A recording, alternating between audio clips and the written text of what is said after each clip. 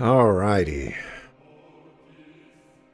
Final Fantasy 13 2. Conquered at last.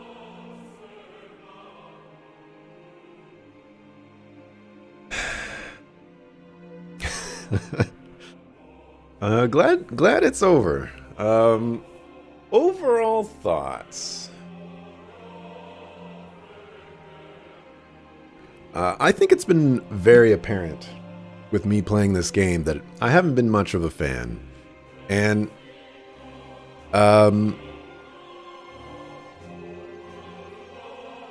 again, it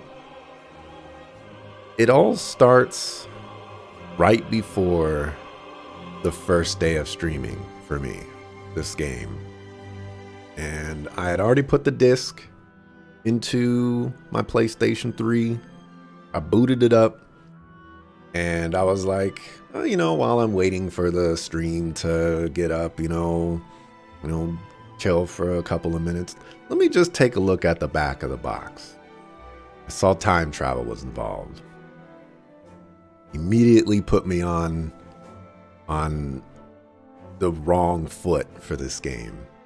But I was like, okay, yes, time travel, it rarely / never works in games, but what do I know? Maybe there's something there. Within the first couple of hours, I immediately recognized that this wasn't going to be it wasn't going to be the redemption arc for time travel stories. And now that we're here right now, having beaten the game, I don't feel good about the game. I don't feel like it was fun and enjoyable, and I don't feel like it continued Final Fantasy 13 story. I honestly, I just mainly have negative feelings about this game. And I would say primarily it has to do with the story and how it presents the story. But there's also some mechanical things in there as well that I don't think were either good changes or good additions to the formula, at least, from my perspective. And I would kind of consider this game a step back from Final Fantasy 13. I think I mentioned a couple of days ago that this game has a couple of vibes where they looked at the criticisms of Final Fantasy 13 and they tried to implement things that they thought those people would like, when in my opinion, I feel like they should have doubled down on Final Fantasy 13 and just said, this is the route that we've gone. There's really no purpose in trying to bring back people. Let's cater to the people that are interested in a sequel and then take it from there.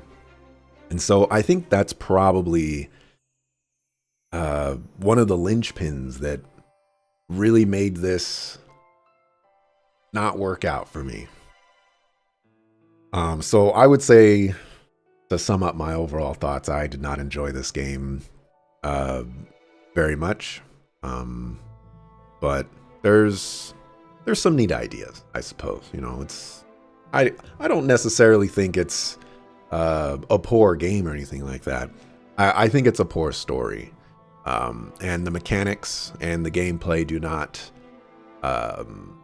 elevate the game to make it so that it's worth playing for the gameplay, despite the story holding it down so much. For the story, was it satisfying? No. It ended on a cliffhanger. It gave us a choice at the end that didn't even matter because we ended up ruining everything anyways, because the game just said, no, you're gonna kill this guy anyways. It's like, why bother giving me the choice? What point was there? Does it feel complete? No. It's a time travel story where we end on a cliffhanger. You know? What are you going to do about that? How's the pacing? Not great. Despite apparently having the ability to use this all-powerful Historiocrux to travel through time, we still have to hop through random timelines and act like we know where we're going. This was a huge detriment to the pacing of this game because we were just going any which way to places that didn't even matter. And it was very difficult to determine if a place mattered at all, you know, until you actually gone through it a little bit. It doesn't, to me, it just doesn't make any sense to hop through time randomly and then eventually we're like, oh, we finally made it to where we were. You know, you would think you were making I was going to use concise, but you would think that if you were going to change the timeline so that you can reach a certain point, you would be making very minute changes or very localized changes, or both, so that you can progress the timeline in a very specific way to get to where you, to a very specific place. But this, we were going to different ages. Like, what is in Erba, in 400 AF Erba? What's the significance of changing anything there? You know, that's, nobody goes there. There's nothing there. It didn't make much sense. There's also the issue of having to track down wild artifacts and figure out where you're supposed to go for the Graviton core section, which completely killed the momentum the game had. I do feel like there was a momentum that the game used to progress. And once you have to go for the Graviton cores, you don't know where to go. You don't know how to access places that you haven't been to yet. You don't know if you need wild artifacts to get there. So you're just kind of stuck there and you're like, well, guess I better go back to every single world that I've been to and figure out where to go. And at that point, you know, a lot of the wild artifacts, they're hidden. There's one in the like vast wasteland, or it wasn't the place where you can change the weather. It was below the the ground over the edge. And so, you know, you had to, I feel like you had to be pretty lucky to find that. And, you know, some of them are like invisible and things like that. I can see somebody playing this game and missing that very easily and either giving up on the game, having to look it up like I did, or something else, because there's really no direction there. And it destroyed the pacing for me. Thoughts on the story. When I read the back of the box, I knew there was cause for concern. Time travel is so difficult to get right, and my early impressions are that Final Fantasy XIII 2 doesn't get it right. My ending impressions are it doesn't get it right. I don't know if I talk about this later, but this game just doesn't seem like it has a purpose. And I don't think the time travel is just used in a good way. With the end of Final Fantasy XIII, it seemed like a solid closeout to the world. Moving into 13.2, I'm unsure what the purpose of the game is or the reason for its existence. I'm not saying it shouldn't exist, merely that after 3 days of playing the game, I wonder what this game is trying to accomplish or what story there is to tell.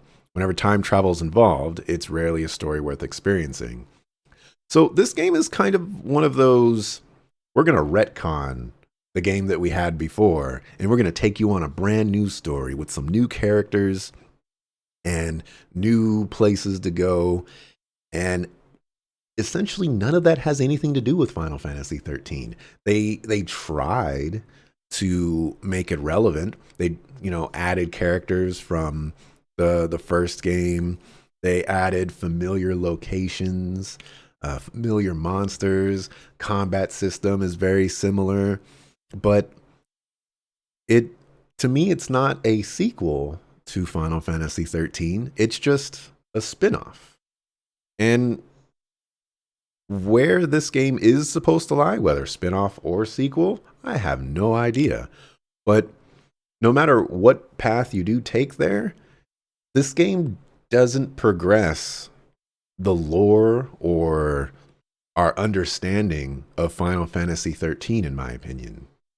This game is just its own separate thing. You might as well just call this game Final Fantasy 14, And, the MMO could have been 15, yada, yada.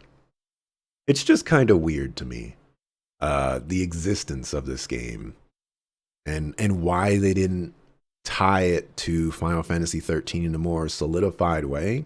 Like, sure, we're raising Cocoon and stuff like that, but we could have done that without time travel, So there's I'm lost in the timeline, I suppose. Why does this game refuse to answer the questions it presents? Like, why is Lightning the guardian of Etro? I don't know.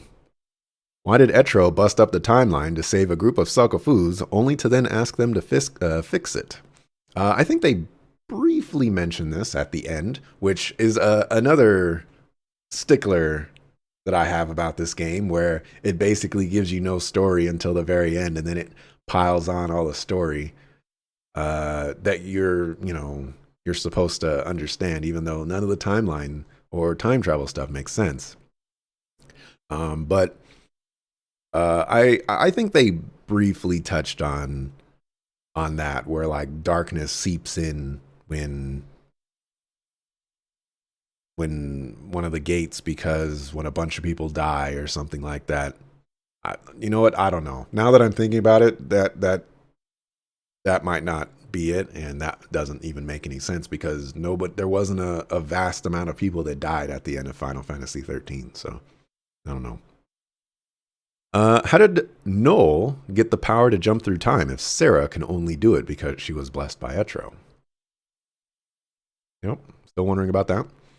At the beginning of the game, Lightning says Noel should know how to use time gates because his time-gazing friend should have told you how it works.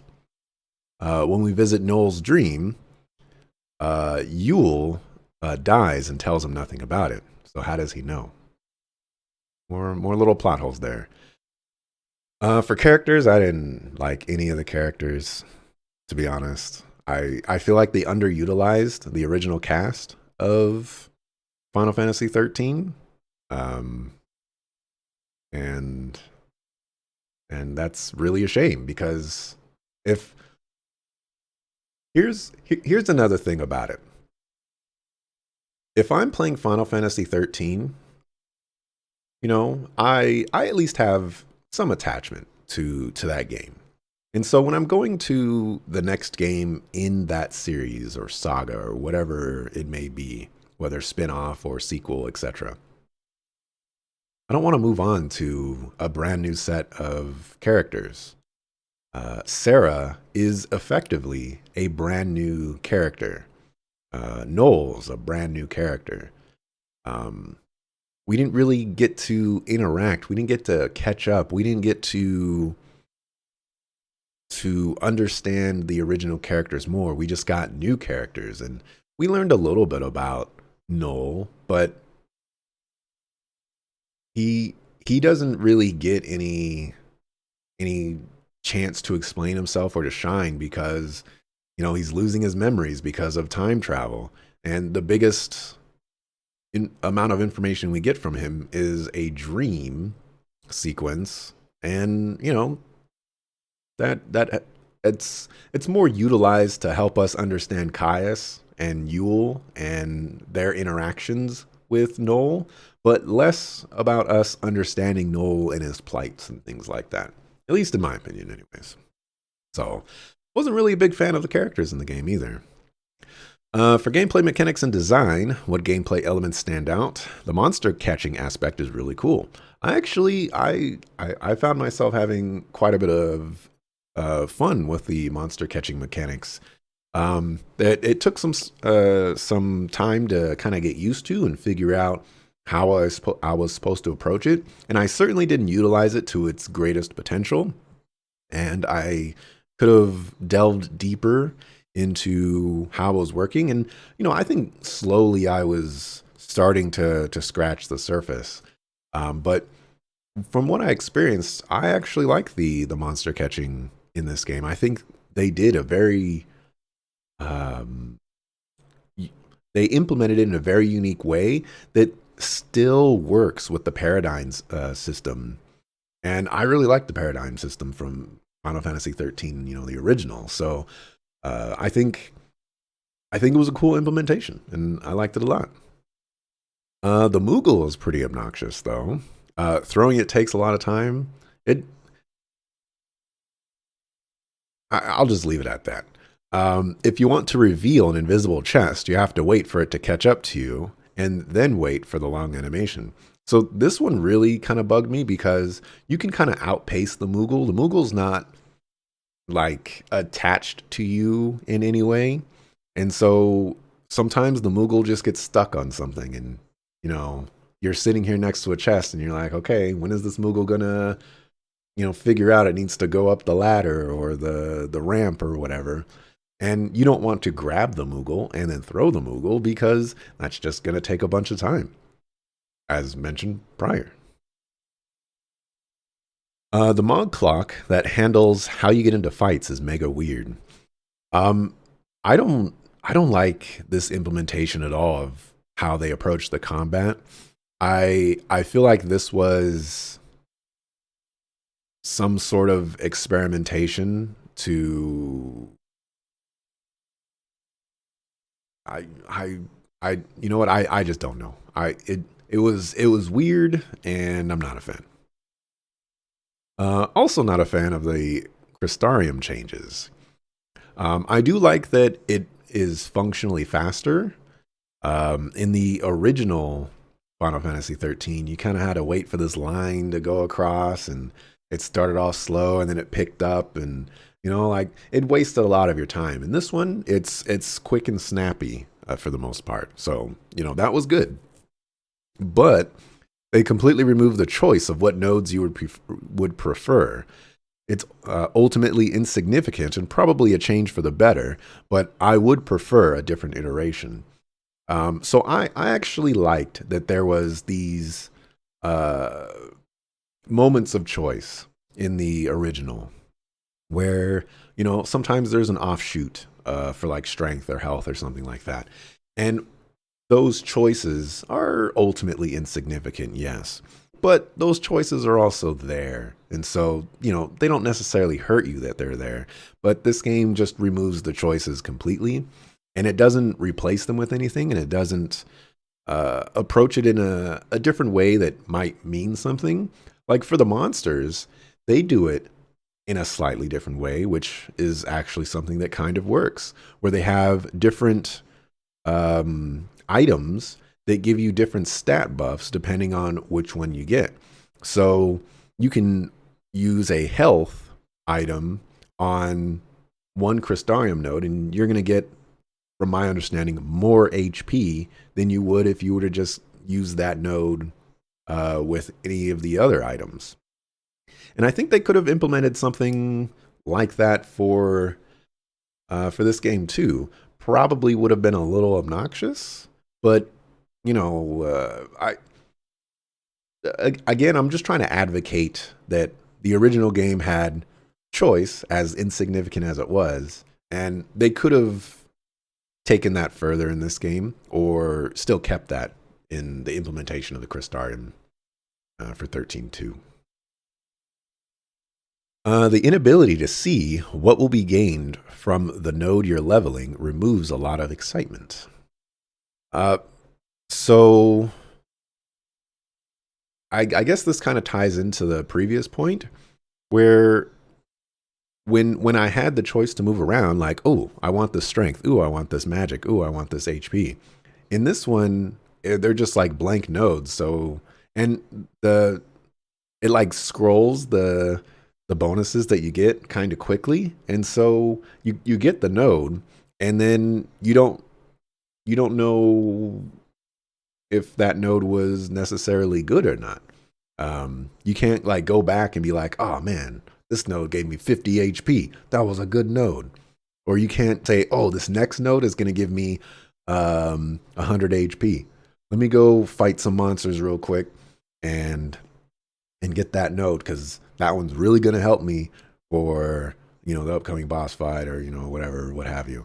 It's just kind of like, all right, I'm moving the nodes and they're going to give me some bonuses, and that's how it's going to be. Let's see. Even though I have no choice in what direction I go, it would be nice to be able to see what the upcoming abilities do to help prioritize what tree gets progressed.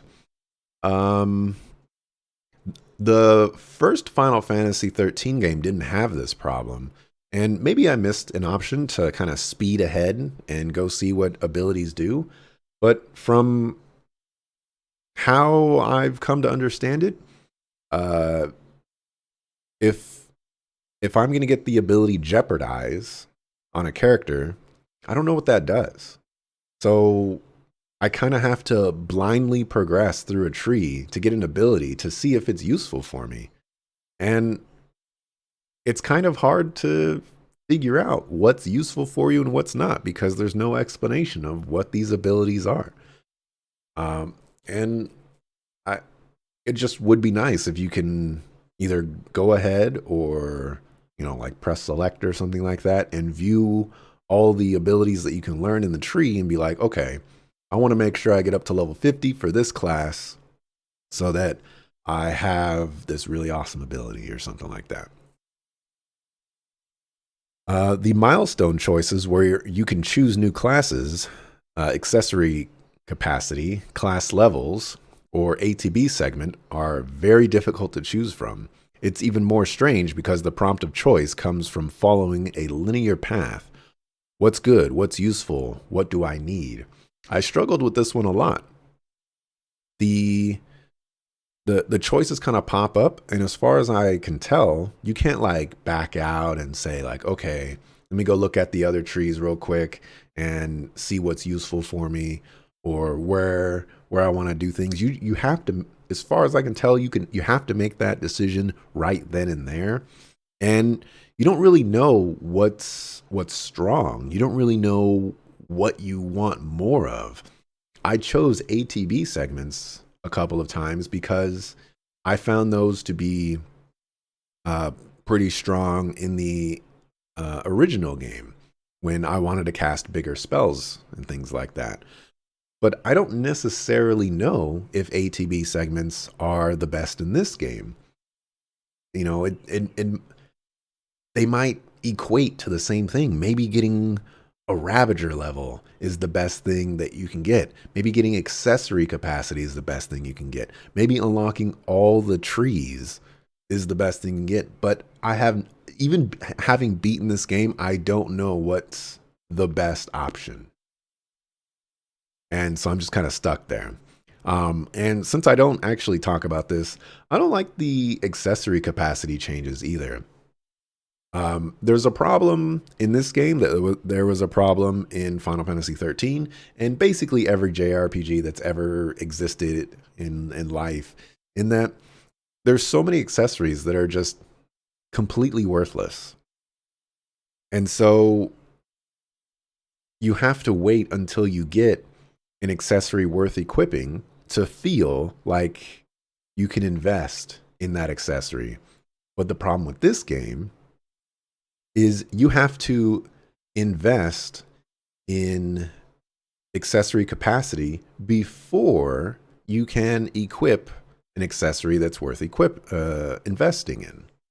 So it feels kind of backwards, and you can't just be like, oh, let me go respec real quick and get out of my Ravager levels and put more into accessory capacity.